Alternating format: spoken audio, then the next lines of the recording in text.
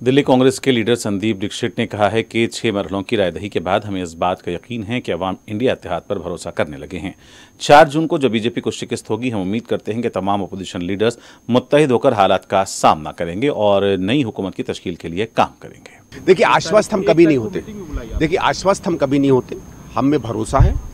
हमने जनता के दुख सुख को देखा है, जनता के हम साथ खड़े रहे हैं और हमें विश्वास है कि जनता हमें आशीर्वाद देगी, मौका देगी।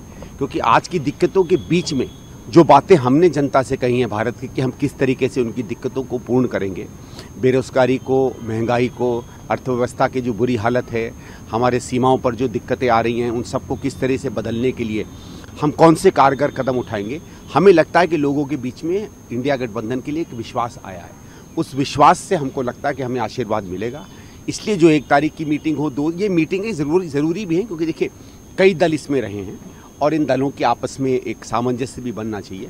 और हमें ये लग रहा है कि जो 3 या 4 तारीख के बाद क्या भारतीय जनता पार्टी जब हार दिखने लगेगी, 12-1 बजे तक पता चलने लगेगा कि सरकार हाथ से जा रही है, तो कम से कम जो विपक्ष के लोग हैं वो एक साथ खड़े दिखें।